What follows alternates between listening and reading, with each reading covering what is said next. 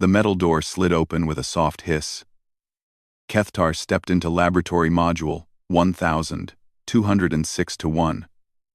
Their 4 eyes adjusting to the dim blue light that filled the room. The air felt cold and stale, like breath held too long. Strange smells drifted through the recycling filters, unfamiliar chemicals and something else. Something organic. Kethtar's job was simple.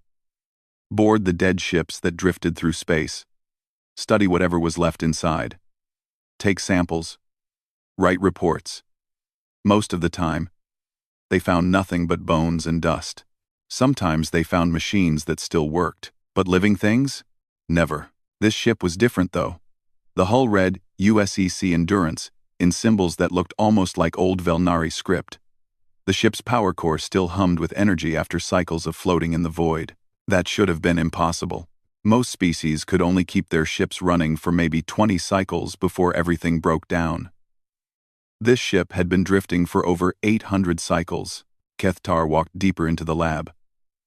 Banks of strange equipment lined the walls. Everything was built with sharp angles and heavy metals. No curves or flowing lines like proper Velnari design. These beings clearly thought differently about how to build things. A soft beeping caught their attention. Kethtar turned toward the sound and froze. In the center of the room sat a large cylinder made of clear metal and glass. Frost covered the outside, but through the ice, Kethtar could see something inside. Something that looked like it might once have been alive. They moved closer, pulling out their scanner. The readings made no sense. The scanner showed life signs. Strong ones. The creature inside the cylinder was not dead. It was sleeping. Kethtar's hands shook as they wiped frost from the glass. Inside lay a being unlike anything they had ever seen. It had only 2 eyes, positioned in the front of its head like a predator. Its skin was pale pink and smooth, with no scales or fur. 2 arms, 2 legs, all ending in what looked like primitive grasping appendages. According to the ship's files, this was called a human. The databanks showed these beings came from a world they called Earth. A death world. By any reasonable measure. High gravity, dangerous weather, and filled with creatures that spent their lives trying to eat each other. But that was not what made Kethtar stare in wonder. The scanner readings told an impossible story. This human's cellular structure showed damage from radiation, cold, and time. But instead of dying, the cells had somehow repaired themselves, over and over again, for 800 cycles. No known species could do that. When cells got damaged, they died. When enough cells died, the creature died. That was how life worked. But this human just kept healing itself, sleeping through centuries like it was taking a short nap. Kethtar began taking detailed scans. The human's bones were dense, much denser than any Velnari bones. Its muscles contained fibers that could generate tremendous force. Its brain showed activity patterns that suggested it was still processing information even while frozen. The more they scanned, the more confused Kethtar became. This creature should have died 1,000 times over. The radiation exposure alone would have killed a Velnari in days. The cold should have shattered its cells like glass. The time should have turned it to dust. Instead, it just slept. Kethtar checked the cylinder's systems. The technology was crude compared to modern equipment, but it worked. Somehow, using simple chemicals and basic power systems, the humans had built a machine that could preserve life for centuries. The engineering was rough but effective, like everything else on this ship. They began to review the ship's logs. The Endurance had been traveling between star systems when something went wrong. The faster-than-light drive had failed, leaving them stranded far from any world. Most species would have given up and died.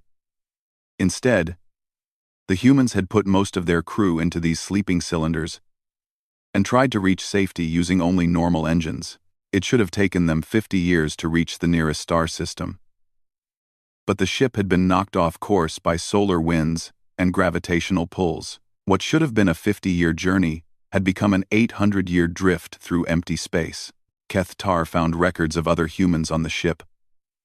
The logs showed that 200 beings had entered the cylinders. Many had died when their machines broke down.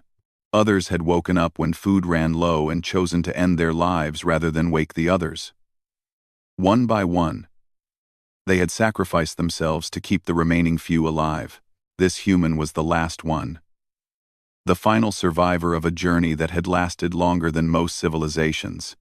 Kethtar walked around the cylinder, studying the human from every angle. Its face looked peaceful, like someone taking a pleasant nap. No sign of the centuries of suffering it had endured, no hint of the radiation burns that had healed themselves, no trace of the cellular damage that should have killed it. The scanner readings continued to amaze them. The human's body temperature was well below freezing, but its cells remained flexible.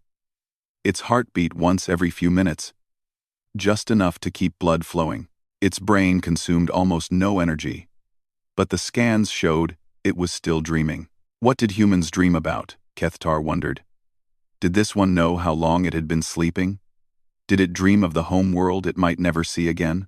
Did it dream of the crewmates who had died to keep it alive? Kethtar made careful notes of everything they found. The Velnari Collective would want to study this discovery. A species that could heal from anything, survive anywhere, and refuse to die even when death would be a mercy. These humans were unlike anything in the known galaxy. As they worked, Kethtar began to feel something strange. Not fear, exactly, but a deep sense of unease. They were looking at a creature that had survived impossible odds for impossible lengths of time. What would happen when it woke up? What would it think of the galaxy that had formed around it while it slept? And most importantly, what would it do? The scanner beeped again. Kethtar looked at the readings and gasped.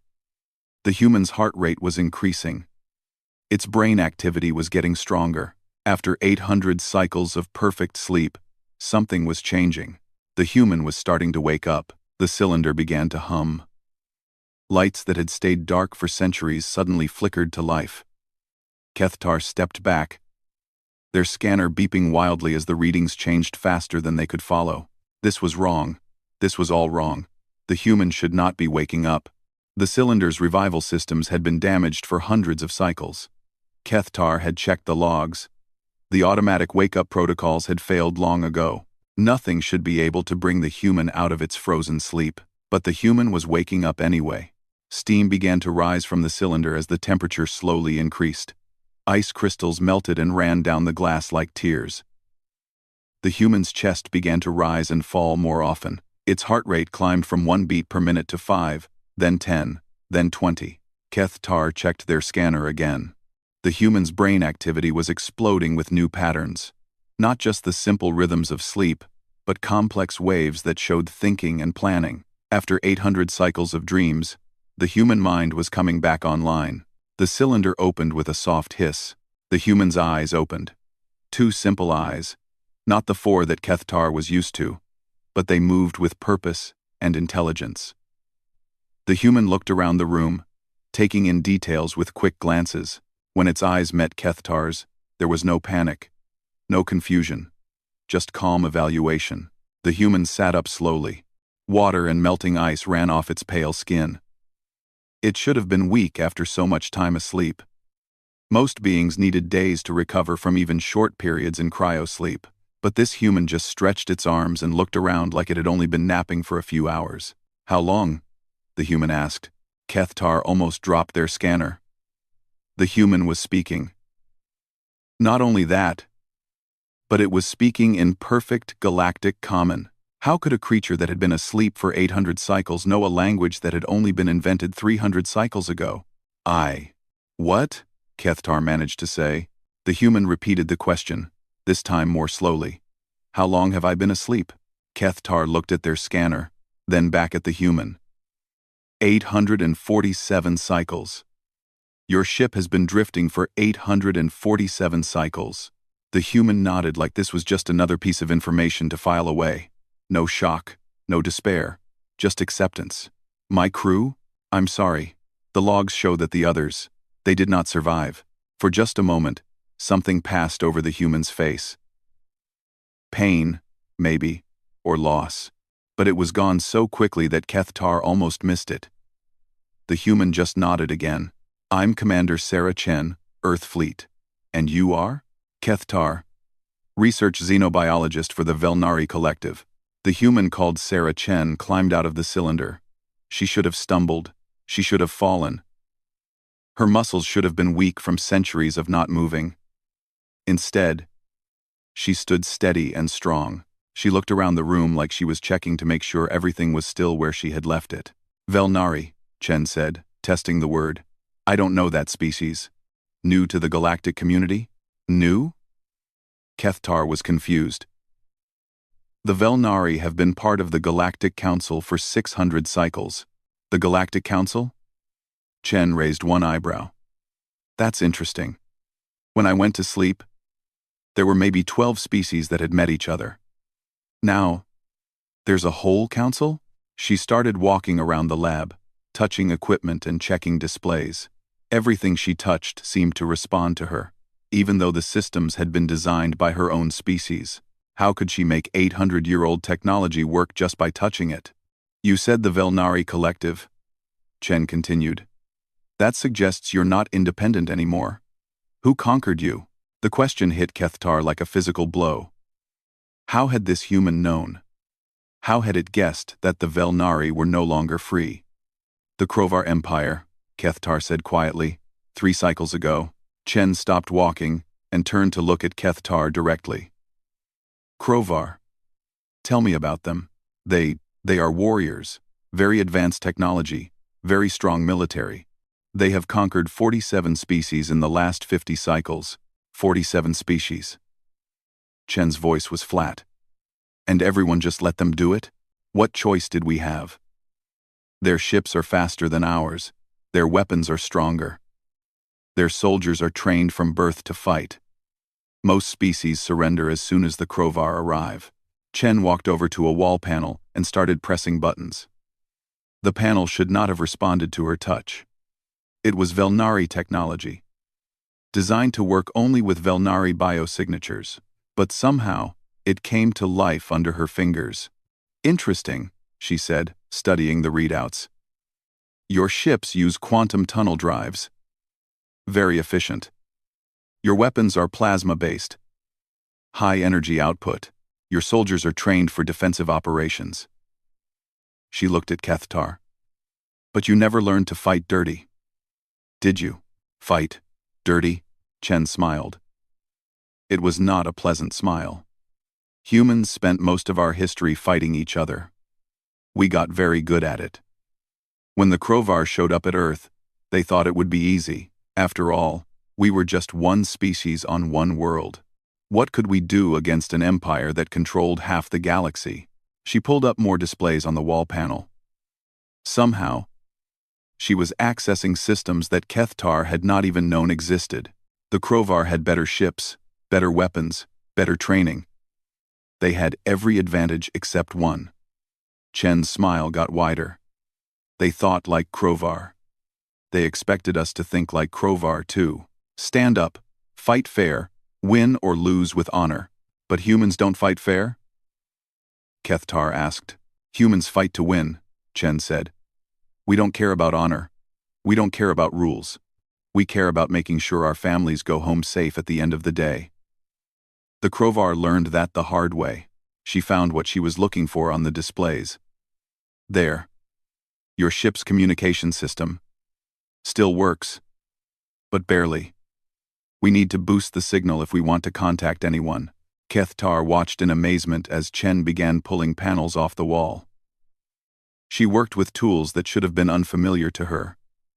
Fixing systems she had never seen before, but somehow, she understood exactly what needed to be done. How do you know how to fix Velnari technology? Kethtar asked. Chen looked up from her work. All technology follows the same basic rules. Energy has to flow from here to there. Information has to be processed and stored. If you understand the principles, you can figure out the implementation. She went back to work, her hands moving with confidence and skill. Besides, human engineers learned a long time ago that you never know what parts you're going to have available. We got good at making anything work with anything. Within minutes, she had the communication system running better than it had in cycles. The signal strength was twice what it had been before. The clarity was perfect. Somehow, using nothing but Velnari tools and spare parts.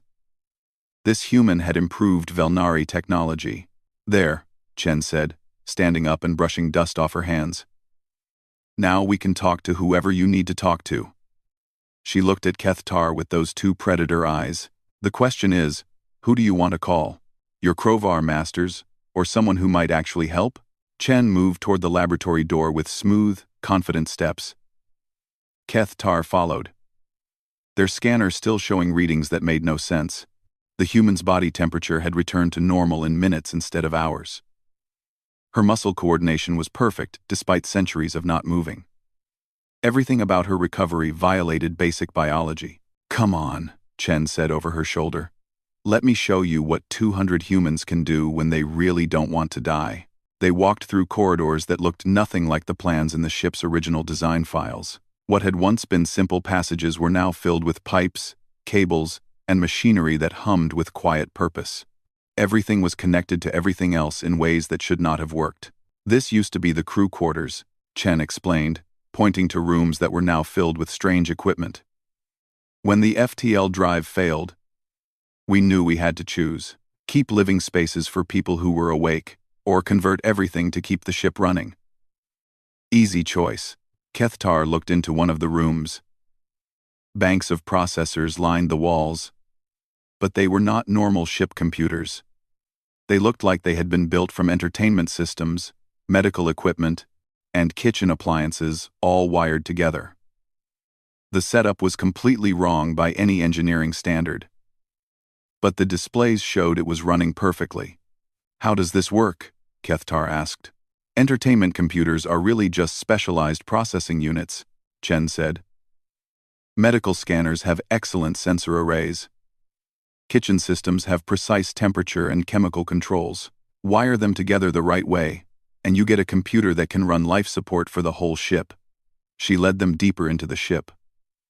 What had once been the dining hall was now a massive hydroponics bay. Plants grew in neat rows under lights that had obviously been repurposed from other systems. But these were not normal food plants. Kethtar's scanner showed genetic modifications that should have been impossible with the equipment available on this ship. We started with basic food crops from Earth, Chen explained. But they were not efficient enough to feed 200 people for 50 years. So we improved them. Improved them how? Your ship has no genetic engineering equipment. Chen knelt next to one of the plants. Medical scanners can analyze DNA. The ship's fabrication systems can produce simple chemicals. The entertainment computers can run modeling programs. Put it all together, and you can design new plant varieties. It just takes time and patience. She picked a fruit from one of the plants. It was 3 times larger than the original variety shown in the ship's files. This one produces 4 times more food than the original. It grows in half the time, and it can live in conditions that would kill normal plants. Kethtar stared at the fruit. You created new species using entertainment equipment and medical scanners. We created whatever we needed to survive, Chen said simply. When you don't have the right tools, you make the right tools out of whatever you do have. They continued through the ship. The engine room had been transformed into something that looked like a mad engineer's dream. The original engines were still there, but they were surrounded by additions and modifications that defied explanation. Power conduits ran in patterns that should have caused system failures. Cooling systems used fluids that were never designed for that purpose. Control systems had been rebuilt using components from dozens of different sources. The original engines could only run for about 20 years before they would break down, Chen said, running her hand along a control panel that had clearly been assembled from spare parts. We needed them to run for 50 years, minimum, so we made them better. Better how? Chen pointed to a series of additional components surrounding the main engine. Waste heat recovery systems built from kitchen equipment. Backup power systems, made from emergency batteries and exercise bike generators. Predictive maintenance systems, using medical diagnostic computers. None of it should work together, but it does. She activated a display that showed the engine's performance over time. Instead of gradually declining like normal engines, this one had actually gotten more efficient over the decades. We did not just maintain the engines. We improved them while they were running. Kethtar looked at the readings in disbelief. This engine is running at 127% of its original efficiency rating. 128% as of last week, Chen corrected. We never stopped making improvements. They visited the communication center next. It had once been the ship's entertainment and recreation area. Now it was filled with transmitter equipment that had been built from materials that should never have been used for that purpose. Kitchen metal had been shaped into antenna arrays. Exercise equipment had been converted into signal amplifiers. Even the ship's musical instruments had been turned into components of the communication system. We needed to send messages across interstellar distances using short-range emergency equipment, Chen explained. So we built a transmission array out of everything that could generate or focus electromagnetic radiation. She activated the system. Displays lit up showing signal patterns that covered dozens of frequencies. We can reach any system within 50 light-years, clear as a normal transmission, despite using components that were never designed to work together. How did you know how to do all this? Kethtar asked. Your crew files show engineers, doctors, scientists, but no one with training in this kind of improvised engineering. Chen smiled. Every human learns improvised engineering. We call it making do, or jury-rigging, or figuring it out as you go. When something breaks and you can't get replacement parts, you fix it with whatever you have available. When you need something that doesn't exist, you build it out of things that do exist. She led them to the final stop on their tour. The bridge had been converted into what looked like a war room crossed with a laboratory. Displays covered every wall, showing everything from star charts to biological readouts to engineering schematics. But like everything else on the ship, the equipment was obviously assembled from dozens of different sources. This is where we spent 15 years figuring out how to get home, Chen said. Navigation computers built from gaming systems. Sensor arrays made from medical equipment. Communication systems assembled from entertainment gear. All of it running on software we wrote ourselves. Kethtar studied the displays. They showed calculations that would have challenged the best computers in the Velnari fleet. Complex orbital mechanics. Detailed resource management. Long-term system maintenance schedules. All of it running on equipment that should not have been capable of that level of processing. Your crew built a supercomputer out of entertainment systems? Kethtar asked. We built what we needed, Chen said. When you can't buy what you need, you make what you need. When you can't make what you need, you adapt what you have. When you can't adapt what you have, you find a completely different way to solve the problem. She gestured at the walls covered with displays and controls. This whole ship became one big machine, designed to do one thing. Keep humans alive until we could get home. Every system, every component, every piece of equipment was modified to serve that purpose. Kethtar looked around the bridge with new understanding. This was not just a ship anymore. It was a completely new creation, built by beings who refused to accept that anything was impossible. Every problem had been solved. Every limitation had been overcome. Every challenge had been met with innovation and determination. How many of your species could do this? Kethtar asked. Chen considered the question seriously. Any of them, she said finally. Give humans a problem they need to solve to survive, and they will find a way to solve it. We might not know how at first, but we'll figure it out. We always do. She looked at Kethtar with those two predator eyes. The question is, do you want to learn how? Because I have a feeling your people are going to need these skills very soon. Chen sat down at the main console and began pulling up files that Kethtar had not seen in their initial review of the ship's logs. Her fingers moved across the controls with practiced ease, navigating through layers of encrypted data and security protocols. You want to understand humans, Chen said, not looking away from the displays. Then you need to understand what we were running from when this ship left Earth. The main screen filled with star charts showing the outer edges of human space. Red markers indicated Krovar fleet positions. Blue markers showed human colonies. As Kethtar watched, the red markers advanced deeper and deeper into human territory, while blue markers winked out one by one. The Krovar Empire first contacted Earth about 12 years before we launched, Chen explained. They sent a diplomatic ship with a simple message: surrender now and become part of the Empire, or we will take your world by force. That is the standard Krovar approach, Kethtar said. Most species choose surrender. Most species are smart, Chen replied. Humans are stubborn. She pulled up another display, showing video communications between Earth and the Krovar ship. Our diplomats asked for time to consider the offer. The Krovar gave us 30 days. The video showed human leaders debating in what looked like a large meeting hall, but instead of discussing surrender terms, they were talking about military preparation, evacuation plans, and something they called asymmetric warfare doctrine. You chose to fight an empire that had conquered 47 worlds? Kethtar asked. We chose to be free, Chen said. There's a difference. She advanced the timeline. The displays now showed the first Krovar attack on the human colony of New Geneva. It should have been a quick victory. One Krovar battlecruiser against a farming world with minimal defenses. But the battle lasted for 3 weeks. The Krovar expected to land troops, secure the government buildings, and declare victory, Chen explained. Instead, they found empty cities and buried weapons. No government to surrender. No central authority to negotiate with. Just individual humans who kept fighting even when it seemed hopeless.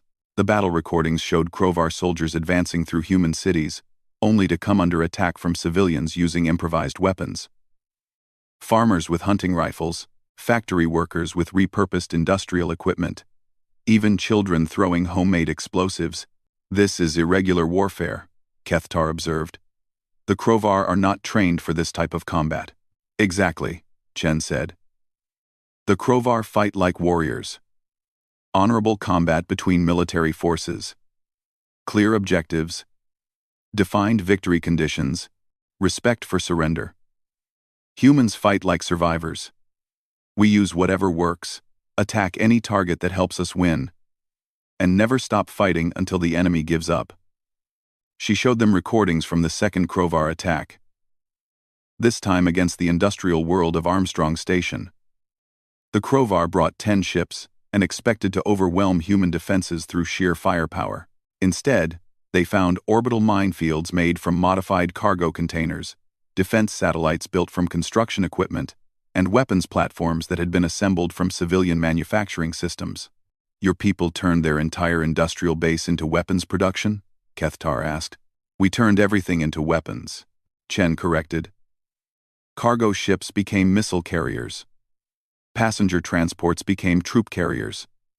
Mining equipment became siege weapons. Even our entertainment networks became propaganda systems to coordinate resistance activities. The recordings showed human civilians working around the clock to convert peaceful technology into instruments of war. Factory assembly lines that had been making household goods were now producing ammunition. Shipyards that had been building commercial vessels were now launching warships. Even universities had been converted into research centers for developing new weapons. The Krovar won that battle too, Chen continued. But it took them 6 months instead of 6 days. And they lost more ships fighting one human world than they usually lost conquering an entire species. She advanced the timeline again. Now, the displays showed the war expanding to dozens of systems. But instead of simple conquest, the Krovar were facing a new kind of enemy, human ships that refused to engage in fair fights, striking from ambush and disappearing before the Krovar could respond. Human colonies that evacuated their populations but left behind traps and sabotage that crippled Krovar occupation forces. Human civilians who continued fighting even after their governments had been destroyed. By the 3rd year of the war, the Krovar had taken most of human space, Chen said. But they couldn't hold it. Every world they conquered required permanent occupation forces to prevent uprisings. Every supply ship they sent needed escort fleets to protect it from human raiders. Every victory cost them more ships and soldiers than they could afford to lose. Kethtar studied the casualty reports scrolling across the displays. The Krovar Empire lost more forces fighting humans than they lost in the previous 50 cycles of conquest combined. Quote, and that's when they got desperate, Chen said. She pulled up files that were marked with warning labels and security classifications. The Krovar decided that if they couldn't conquer humans, they would exterminate humans. Planet killers, biological weapons, weapons designed to destroy entire worlds. The recordings showed Krovar fleets arriving at human worlds with massive ships designed for orbital bombardment. But instead of finding helpless populations waiting to die, they found empty worlds. The humans had evacuated their planets ahead of the attacks. "Where did your people go?" Kethtar asked. Chen smiled grimly.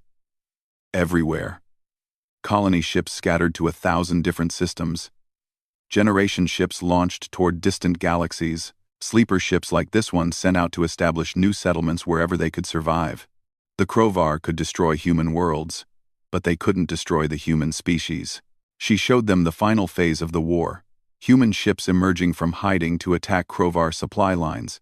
Human colonies establishing themselves in systems the Krovar thought were worthless. Human raiders striking deep into Krovar space to destroy shipyards and industrial centers. The war officially lasted 7 years, Chen said, but it never really ended. As far as I know, there are still human ships out there fighting the Krovar. Still human colonies being established in secret. Still human raiders making the Empire pay for every world they think they control. Kethtar looked at the final reports in the ship's database. Krovar fleets being withdrawn from human space to deal with rebellion in their core territories. Krovar shipyards switching from expansion to replacement construction. Krovar colonies requesting additional protection from human raids. "Your species fought the Krovar Empire to a standstill," Kethtar said in amazement. "We fought them until they decided that conquering humans cost more than it was worth," Chen corrected. "The Krovar are still out there, still building ships, still conquering new species. But they learned something important from fighting humans." "What did they learn?" Chen's expression turned cold. "They learned that some species are too dangerous to conquer.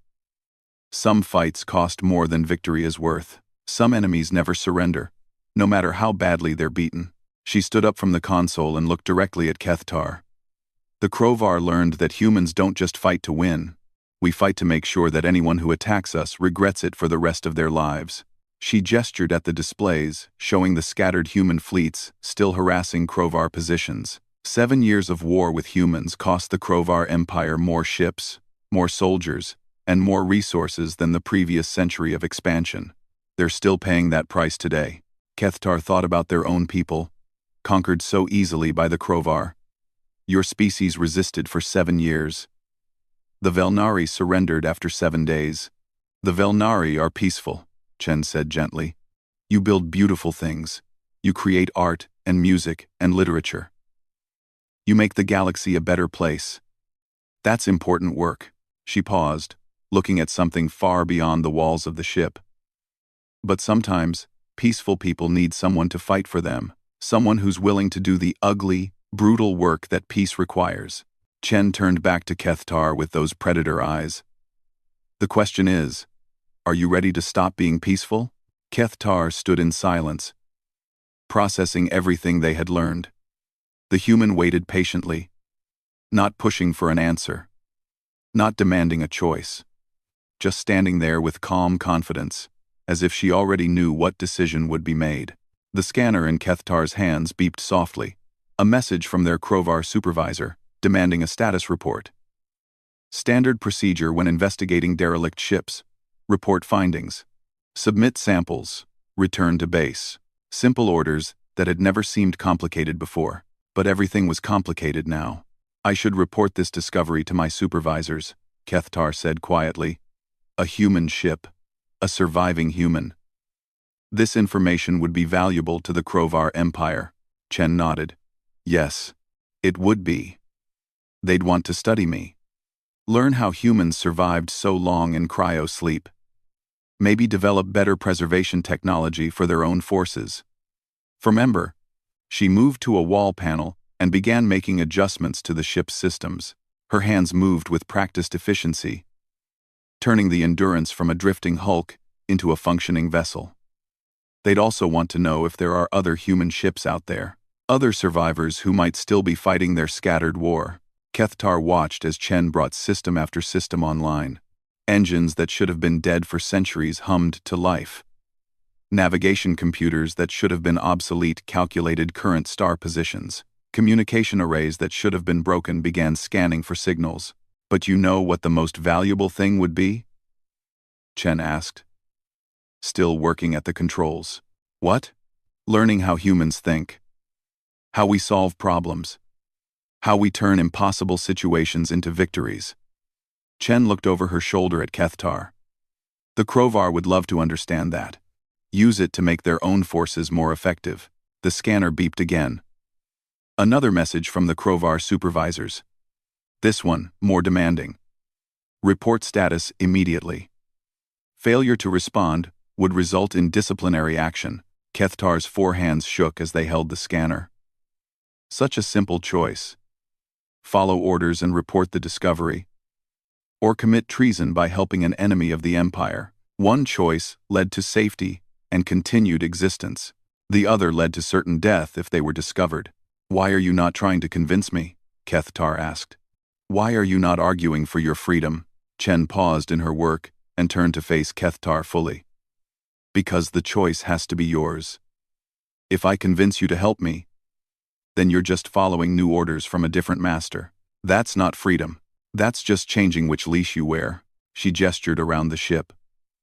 Everything you've seen here, all the innovations and adaptations and improvements, they didn't happen because someone ordered my crew to be creative. They happened because my crew chose to solve problems. They chose to keep fighting. They chose to never give up. Chen moved to another console and began working on what looked like weapon systems. Choice is what makes humans dangerous, Kethtar. Not our technology. Not our tactics. Not our refusal to surrender. The fact that every single human chooses to be human instead of just accepting whatever someone else decides for them. The scanner beeped a 3rd time. The message was clear. Respond immediately or face consequences. Kethtar looked at the device in their hands, then at the human who was calmly preparing her ship for whatever would come next. Chen wasn't afraid. She wasn't worried about Kethtar's decision. She was just getting ready to do whatever needed to be done. What would you do if I reported you? Kethtar asked. Fight, Chen said simply. Run if I could, hide if I had to, but never surrender. She looked up from her work. What would you do if you helped me? Kethtar thought about that question. Really thought about it. What would happen if they chose to help this human? The Krovar would eventually discover the truth. They would hunt down both Chen and Kethtar. They would make examples of both of them to discourage other acts of rebellion. But what would happen if they didn't help? Chen would probably escape anyway.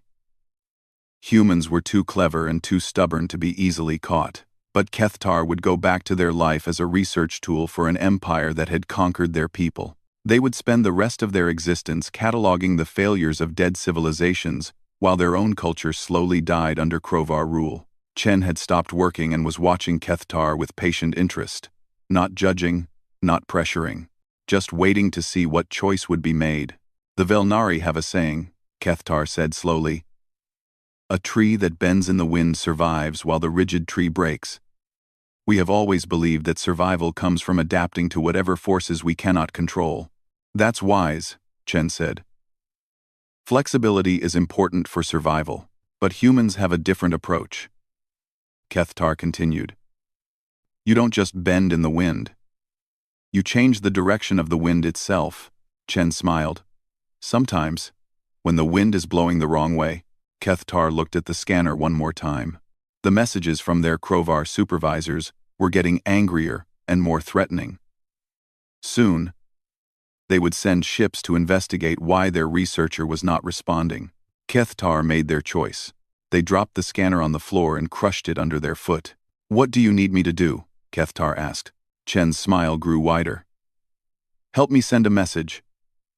There are resistance cells scattered across this galaxy. Beings like yourself who are tired of being conquered. They need to know that humans are still out here, still fighting, still willing to teach anyone who wants to learn. She turned back to the communication console. But first, we need to disappear before the Krovar come looking for you. This ship is faster than it looks, but we'll need to be smart about where we go. Kethtar moved to stand beside Chen at the controls. I know places. Hidden systems where the Krovar don't patrol. Other species who have survived by staying invisible. Perfect, Chen said. She began entering coordinates into the navigation system. Time to introduce the galaxy to some human innovation, starting with how to fight back against impossible odds. As the Endurance prepared for departure, Kethtar realized that something fundamental had changed, not just in their situation, but in themselves. For the first time since the Krovar conquest, they felt hope. Real hope, not just the hope for survival, but the hope for victory. The human had done something that no Velnari had thought possible. She had taken a being who was trained to accept defeat and turned them into someone ready to fight for freedom, not through force or manipulation, but through example and choice. Commander Chen, Kethtar said as the ship's engines came online, how many humans are still out there? Chen looked at the star charts on the main display. Thousands of systems, millions of worlds, countless places where human ships might be hiding, where human colonies might be growing, where human survivors might be waiting for the right moment to continue their war. Enough, she said simply. However many we need. The Endurance leaped into faster-than-light travel, carrying two beings who had chosen to fight rather than submit. Behind them, Krovar ships would soon arrive to find an empty laboratory and a broken scanner. Ahead of them waited a galaxy full of species who thought that resistance was impossible. They were about to learn how wrong they were. As they traveled through the strange space between stars, Kethtar understood what made humans truly dangerous. It wasn't their technology, or their tactics, or their refusal to surrender.